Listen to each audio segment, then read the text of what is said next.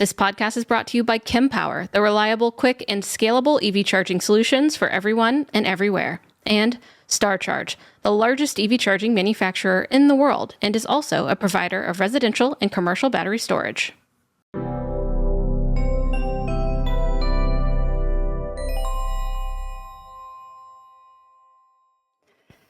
Hello, everyone, and welcome back to the Out of Spec podcast, where we cover everything electric, from EV ownership to charging your EVs to the new EVs on the market and much, much more. And today we're talking about the whole atmosphere of EV charging and how it is changing to the North American Charging Standard, this different plug that was designed by Tesla and now is being adopted by not only EV charging companies to charge EVs, but also those who are manufacturing EVs. And I have my friend Jordan on today, who has specific interest in this story, and that is that Mazda Motor Corporation today announced, or actually it was yesterday, an agreement with Tesla was reached, and they are adopting the North American Charging Standard for their charging ports on the company's battery electric vehicles launched in North America from 2025 and on. So thank you for joining me, Jordan. This is one of the last automakers to announce this. I think there's only Stellantis, Mitsubishi, and VinFast that are waiting. So how does it feel as someone who owns a Mazda Miata, to hear this news? You obviously love your car. It's no surprise. I am a Mazda fan. So we've done a lot of episodes about NACS and how auto manufacturers have gone to NACS. The hashtag NACS everything that I've been saying all the time, do I have to change that now because it's going SAE J3400? Or will they keep that name even? Because that is a mouthful, and NACS is just easier to say. It is. It's much easier to say, but that's true. That's something to note, is that the standard, if we're getting technical, is J3400. It has been standardized now. And that's something that I think was holding a lot of automakers back for a bit, just because, okay, there's still standardization going on in this industry, a lot of it everywhere. Nothing is standardized. So once that finally was standardized by the SAE J3400, which is also Tesla just deemed it the North American Charging Standard. Yeah, but it is much more of a mouthful. I like your NACS everything hashtag a bit more. Rolls off the tongue. How ironic that it was like not officially standardized, even though it had standard in the name. So to be politically correct, I'll say hashtag SAE J3400 everything. Anyways. Mazda. Yes. Watch out. Tesla superchargers are about to fill up with Mazda EVs no, I'm just kidding. Mazda sold 603 or so MX-30s, which was their battery electric car, their only battery electric car. It was essentially a California compliance car. Super cool. I thought it was cool. Now, it did win or lose. It got the accolade from Kyle for the worst EV in 2022. It was, yes.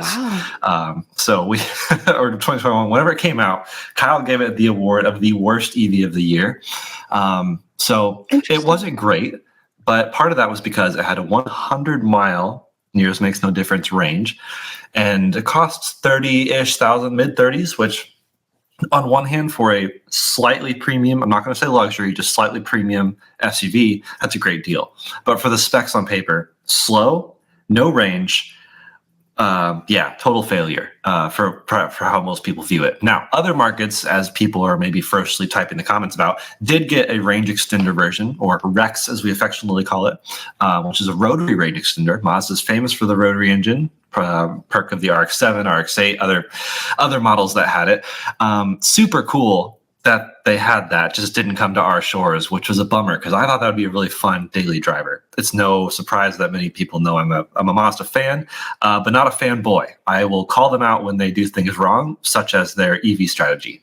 Like, what in the world? Their cars are like so ready to be electrified. They're nice. They feel premium. They've really taken strides. 20 years ago, Mazda was like meh, and now they are really good. But the weakness of the car, ironically, is the combustion engine, the transmission, which they're known for being a bit old school on that. Everyone else is moving to like 8, 9, 10-speed automatics, modern automatics. Mazda's like, nope, 6-speed, we're good. We're just going to use this forever, which on one hand makes it bulletproof. On the other hand, it's backwards thinking. So are they finally looking to the future with this announcement of 2025?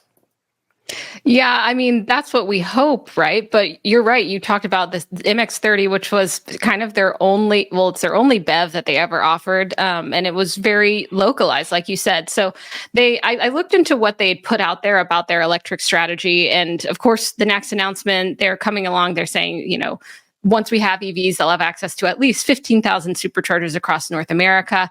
But they say that they have more electric options on the horizon, and that they'll introduce 13 new electrified models between 2022, it's 2024, and 2025. So this is an old announcement, right? And but they did say that it would include 5 hybrid electric vehicles, 5 plug-in hybrid electric vehicles, and 3 electric vehicles. And that by 2030, 100% of Mazda products will be electrified, and pure electric vehicles will account for at least 25% of their lineup. But they don't have anything yet. So it's just kind of a wait and see. I'm not sure if they've changed their tactic or exactly what has gotten in the way there, but they do say that they'll have an adapter in 2024 and then the native port in 2025. So it looks like if they're going to come out with BEVs, they're going to be NACS. It's just a matter of when. Yeah. Is that how you feel? That's pretty much it. We're not surprised by the announcement on one hand because everyone's going NACS or Chase, whatever. I'm calling it NACS. Everyone's going that direction, and except for the 3 others you mentioned, which is like, okay, what are they doing? I don't really know. Stellantis is like, what are you doing? VinFast, Mitsubishi, whatever. Mitsubishi has a plug-in hybrid. Speaking of plug-in hybrids, would this go to Mazda's plug-in hybrids? Because they do have one or some. The plug-in hybrid CX-90, fantastic vehicle, and it's only plug-in hybrid. It would again make a great use case for a BEV. I mean, even as I speak, I am currently at the Kia first press drive event for the EV9, which is weird because the EV9 is already out in people's hands. Usually these press drives are like before the car's out, so this is different. But EV9 would be a perfect competitor to the CX-90. I would love to see the 2 battery electrics combat, but instead, no one's really even cross-shopping them. It's weird. So, and Kia skipped, like, it was the Telluride, which is a gas car, a very successful gas car, and they switched straight to battery electric. Whereas Mazda's just like waddling about with trying plug-in hybrid. They also have a gas version, which is fantastic. Inline 6 turbo. I mean, who doesn't love that powertrain? But our audience doesn't really care about that because it's not electric, and that's the big miss. I think just my drive over here from the airport was an hour in a battery electric 3-row SUV. So comfortable, so quiet. I mean, actually, I noticed the road noise a lot more because it was so quiet. So I think Mazda, it just annoys me because I'm a fan of the brand ethos. Their design language, impeccable. Their color choices are mostly pretty good. They could get a bit more exciting with that. But will this port be on the plug-in hybrids? I don't know about that. They haven't really clarified, unless you know something I don't. But it's weird. Yeah, I mean, I didn't clarify that. Now, in the press release, it doesn't say anything about hybrid. So they just said native NACS ports. So I guess we'll have to see their press release, which I'll also link in the show notes. It's very short. It's one of the shortest I've seen for these press releases because they don't have much to say because they don't have much currently in terms of their EV offering. Yeah. Yeah, it had to be short because it's like awkward because it's like clearly it's like someone giving a presentation on their homework when they didn't really do their homework. And so it's just like whatever, it's short, but whatever is in there is just fluff, as we call it in journalist terms. It's very straight to the point. But there's a lot of potential here, right? Just like you were speaking to earlier, we've heard hums about like maybe a crossover in 2025, but we haven't seen any prototypes that I'm aware of, like at any auto shows or anything or tech shows. You know, there's probably a possibility of an electric Miata, and I definitely want to pick your thoughts on that as a Miata driver and owner. Like, is it, you were speaking to it, but I'd love to talk about that just a little bit more. Like, is this possible with the battery and weight? And then also I've met people who have Miatas, and it's like, it's such an identity car. Like, it's a part of their lifestyle. You go to meetups with all these other owners. Do you think it's still a Miata if it were to go electric? Yes. So here's the thing with that. And that's this could even be a whole other podcast eventually if we want to like really deep dive into this. But with I'm waiting with bated breath on seeing how Mazda handles electrification because I think they could do it so well and it's what they really need. But what will they do? And same with the Miata, like kind of like how everyone's been highly anticipating Cybertruck. How is it? Like, what's it going to be like? And now we know. That's how I felt with Mazda. So Mazda has confirmed the next Miata will be electrified, which, as we know, could mean anything from mild hybrid or basically a subtle 48 volt system that adds a little bit of torque and maybe some like ever so slight, it adds a little bit of acceleration before the engine takes over everything else. It could be as low as that or full on battery electric. Now, the Miata will not be battery electric for a while. We're still working through the battery technology. The ethos of the car is lightweight, kind of like Lotus. It's funny that Lotus is getting into the EV game, but Lotus is known for really lightweight, like lighter than a Miata cars. And Lotus's whole thing is simplify, add lightness. That's really how the Miata kind of is too. The Miata is one of the only cars ever that got smaller and lighter. Most every car that we've seen, Honda Accord, Civic, Camry, every car you can think of, Suburban, have gotten bigger and heavier every single year or generation because there's new safety technology and people just want more things. We're Americans, we're gluttonous. We just give us everything. The Miata, the new 4th gen one or newest, it's almost a decade old at this point, but it was smaller and lighter ever so slightly than my 3rd generation one. So we're waiting for battery technology to improve. I'd love to do more exploration on what type of battery tech that could be. Solid state, semi-solid state seems to be quite the possible popular contender. So I would be okay with it. As a purist, as an enthusiast, it doesn't offend me. It's less offensive than, say, the Mustang or the Corvette, which we now have the Mustang Mach-E. Yeah, it's not a sports car at all. It's an SUV. We've had rumblings of the Corvette becoming an electric SUV. Like, I guess electric SUV everything. If Mazda did that, they're like, here's the new Miata. It's an electric SUV. The company would die because there'd be so many people with pitchforks just attacking their headquarters. They just burn it down with their passion, with their angst burn about it down. And the reason those are offensive. Is because when you think of like an American muscle car, or even not American, like we'll talk about the Nissan Skyline GTR, famous car, famous for inline 6 turbo. Like if you were to just electrify that, people would be like, well, what about the famous engine? The Miata has never been famous for its engine or powertrain. It's all about small, lightweight. Now, to this day, everyone asks me, what's my favorite electric car? The most fun I've had driving an electric car was the original Tesla Roadster. So I would be the first on the list for an electric Miata. People have converted them. I would actually maybe love to do that someday because I don't care about the range that much. It's I don't know. I think you need less range than people think they need. It's all about charging and stuff. But I would love to see an electrified Miata because they're not that fast either. But they don't have to be. It's not the point. But like if you add a little mild hybrid system in there to like add a bit of oomph down low until the engine takes over up the higher RPMs, that would be really cool. So battery electric, I don't think so. Even a plug-in hybrid would be cool, but we're going to be ways from these things happening.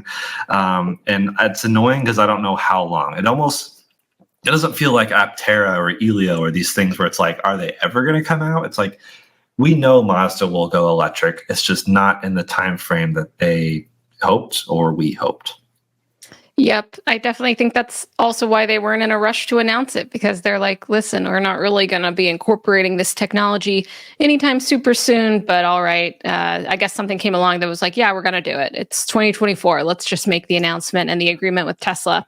So we're going to see the charging landscape change. There's going to be not only, EVgo, Electrify America, change over to the NACS standard at a lot of their stations, but of course include CCS and a little bit of CHAdeMO, depending on, I'm sure, just regulation or business deals that they have with CHAdeMO automakers, which is, I think, only Nissan now. But either way, we're going to watch that transformation. All automakers are going to switch over. I would bet my hard-earned cash on that. It's just we have a few left VinFast is, of course, an all-electric platform, but they don't have They don't have anything on the roads, really. I mean, I guess they do a few, but and then Stellantis is interesting too. Yeah. Yeah, we've seen the VF8 in the wild a few times, and it's just like, really, I don't know. It's failed so badly as far as just journalist remarks. I mean, I think technically it does function as a vehicle, so like that's cool. It's more real than some of these other companies that people seem way more excited about that are just like concept forever. That's true. But honestly, like Francie, imagine being Stellantis right now, where they're like, guys, Mazda beat us to announcing NACS. What are we doing? Yeah, I don't know. If Mazda beats you, then what are you doing as Stellantis?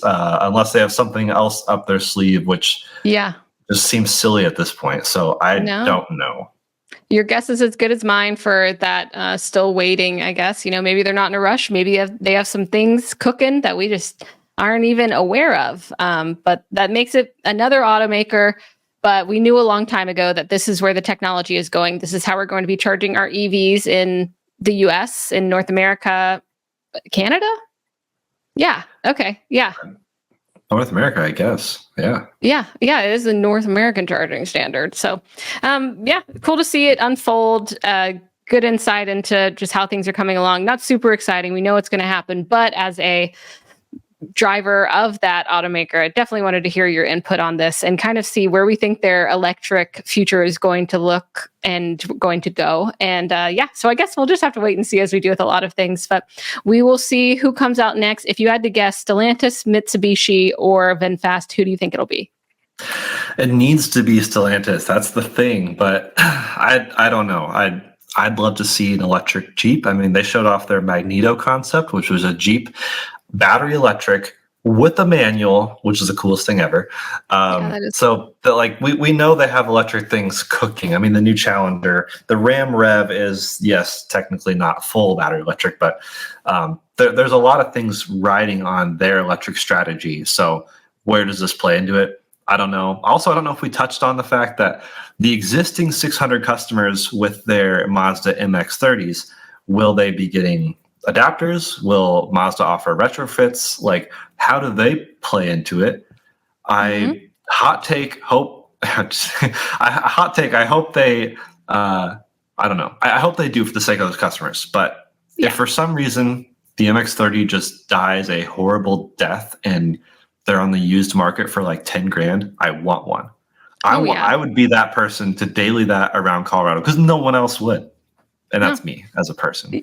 Yeah, I feel like, it's only 600 people, but it's also 600 people who adopted this unique, piece of machinery into their lives. So they say there will be an adapter in 2024 if it will be applied to their one BEV, hopefully. But I bet they're more forward looking. I don't know. We'll have to see. The whole adapter game is going to be really interesting to track because it's a safety issue, it's a standard issue, and I think it's going to be a headache for everyone involved. So we'll see how that unfolds. Right as the Apple MacBook Pro gets out of the adapter game, because for a long time, you had to have, your computer actually that you have currently has to have adapters for everything. Oh my gosh, and now they're finally city over here. Yeah, they're finally pulling out of it, and now the cars are going that direction. It's just like, come on. Yeah, it's just fine. Circular, cyclical, whatever. No, thank you. I don't want any more dongles. Just give me the ports that I need. And stop changing it. I just charge my car on USB-C. No, I'm just kidding. Yeah, right. I mean, come on. Let's just get everyone on the same page here. But it looks beautiful where you are. I got to see, your beautiful hotel. It's going to be a fun experience driving the EV9, highly anticipated and well-received EV. Love to see what Kia's doing as well. I think they have a really interesting approach. So would love to follow up on your experience once you have experienced it. But thank you for coming on to the podcast. And thanks everyone for listening. This is what we do. We cover topics like this, as well as interviews with folks that are expertises in the space and just daily, everyday drivers. But there's a lot to cover, a lot to ask questions about, investigate, and clear up, of course, in this very complicated, curious space. So thanks, Jordan. Have a fun time. Thanks. We'll see y'all in the comments down below. Yeah. Bye-bye.